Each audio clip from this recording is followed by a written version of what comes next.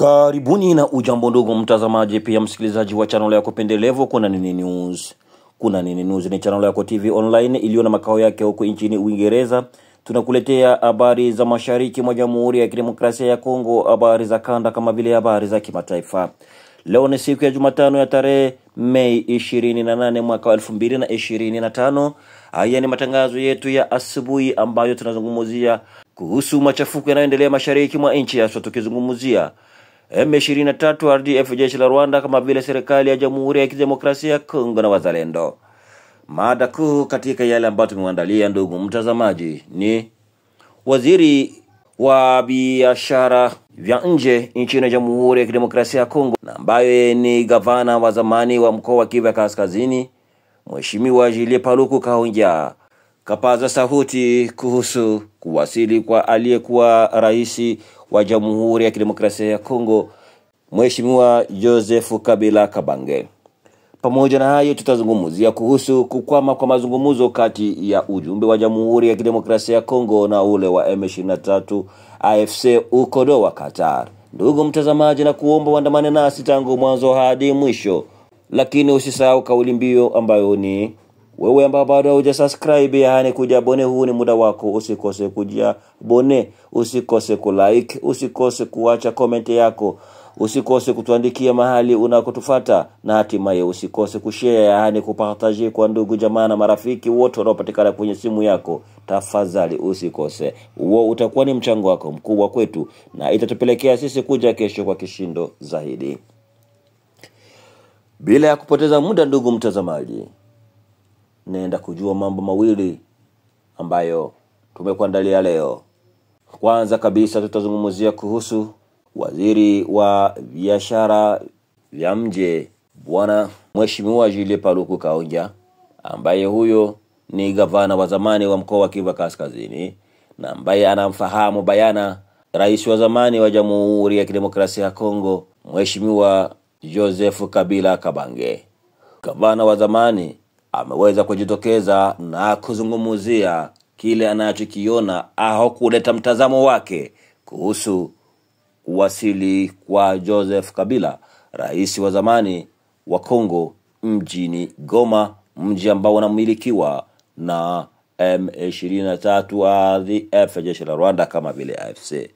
Kwa mujibu wake Mheshimiwa Julien Paluku Kahongya, waziri wa biashara vya nje nchini Kongo, huyu amesema licha ya yote ambayo rais wa zamani aliweza kufanya nchini Kongo na mema yote ambayo aliweza kuyafanya, lakini kuwasili kwake mjini Goma kumefuta na mema yote ambayo tayari alikuwa amefanya, na akaonekana wazi kwamba yote yanayoendelea mashariki mwa Kongo, machafuko yote yanayoshuhudiwa kwa sasa, yeye ana mkono.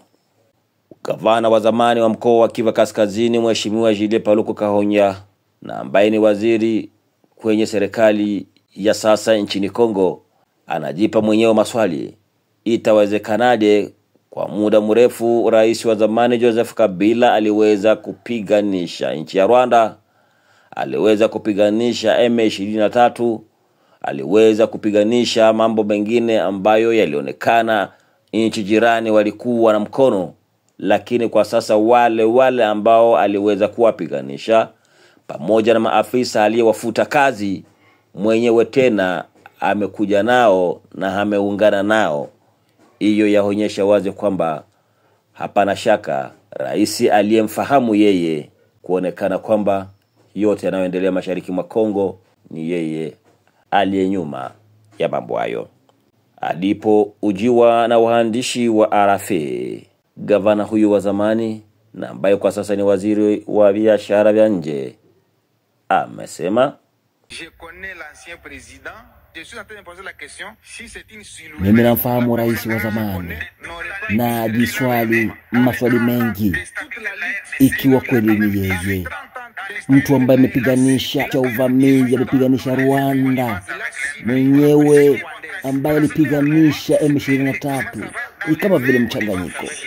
Licha mambo yote ameweza kuyafanya kwa kweli, ni yeye sasa atachukua mizigo yote, hata ya mauaji ambayo yaliweza kufanyika huko Tabugenga, Kishishe, Bunagana, kama vile idadi kubwa ya watu waliokufa, asua yote ambayo yameendelea, na ikisha wananchi wote waweze kujihimiza, kwa sababu hawezi hata kutumia nchi ya Rwanda mtu ambaye alipiganisha Paul Kagame ndiko tena aweze kupitia kuingia Goma. Haiwezekani.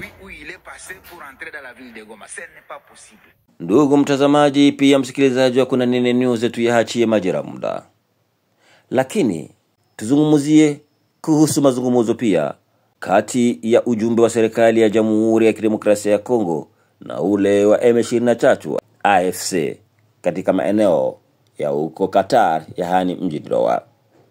Kwa nini mazungumzo ya Doha yamekwama? Maswali ni mengi. Wakongomani wanatamani, wanapendelea kufahamu nini kisichoendeka. Je, ni mazungumzo yaliyotakiwa kusimamiwa na nchi ya Marekani, au kuna kitu ambacho kimekwamisha mazungumzo? Kwa mujibu wa gazeti la L'Ecolis TV RDC, tumeambiwa kwamba kinachokwamisha mazungumzo kati ya ujumbe wa serikali ya Jamhuri ya Kidemokrasia ya Kongo na ule wa M23 AFC huko mjini Doha nchini Qatar ni masharti ambayo yanatolewa na ujumbe wa 23 AFC. Wengi labda watajipa maswali, masharti gani hayo ambayo yanapelekea mazungumzo hayo kukwama, ikionekana kwamba wanayotaka M23 AFC yanakataliwa upande wa ujumbe wa serikali ya Jamhuri ya Kidemokrasia ya Kongo. Kwa mujibu wa gazeti L'Ecolis TV RDC, hao wamedokeza kwamba wameweza kupata vyanzo vya haki, ushuhuda tosha kwamba kinachokwamisha mazungumzo kati ya serikali ya Jamhuri ya Kidemokrasia ya Kongo na ujumbe wa M23 AFC uko Doha Qatar ni masharti yanayotolewa na M23 AFC kwamba lazima serikali ikubali wao waweze kuongoza, waweze kumiliki, waweze kudhibiti maeneo ya mkoa wa Kivu ya Kaskazini na mkoa wa Kivu ya Kusini. Vyanzo vya gazeti la L'Ecolis TV RDC vyasema kwamba M23 AFC wanapenda serikali ya Jamhuri ya Kidemokrasia ya Kongo iwaachie mkoa wa Kivu ya Kaskazini na mkoa wa Kivu ya Kusini. Maswali ni mengi. Wawaachie kwa muda gani? Kwa sababu gani? Je, ilimekuwa ni eneo linalojiongoza lenyewe, au litategemea serikali kuu ya Kinshasa, au huo ndio utakuwa mwanzo wa kuigawa nchi ya Jamhuri ya Kidemokrasia ya Kongo kwa sehemu mbili? Mtazamaji pia msikilizaji wa Kuna Nini News, hayo ndio maswali chungu tele ambayo yametokea. Vyanzo vya L'Ecolis TV RDC vyasema wameweza kugundua hayo na kuweza kudokezewa hayo na vyanzo vyao vilivyo vya uhakika kabisa, na ndivyo vimepelekea mazungumzo ya Doha huko Qatar kutokuendelea. Je, ni mwanzo wa kuiga wa Kongo? Tuyaachie majira muda, wahenga usema. Nani huo ndio utakuwa mwisho wa habari zetu za asubuhi ya leo, ndugu mtazamaji pia msikilizaji wa Kuna Nini News. Lakini usisahau, wewe ambao bado hujasubscribe, ambaye hujajiabone, usikose kujiabone, usikose kulike tafadhali, usikose kuacha comment yako na kutuandikia mahali unakotufuata, na kwa mwisho usikose kushare, yaani kupartage kwa wengine, ndugu jamaa na marafiki wote wanaopatikana kwenye simu yako. Usikose hata vile kushare ndani ya makundi ambamo wewe umo ndani. Huo utakuwa ni mchango wako mkubwa kwetu na itatupelekea sisi kuja kwa kishindo zaidi. Ni hayo kwa siku ya leo. Acha niondoke nikikushukuru wewe uliyekubali kuandamana nasi tangu mwanzo hadi mwisho. Asante.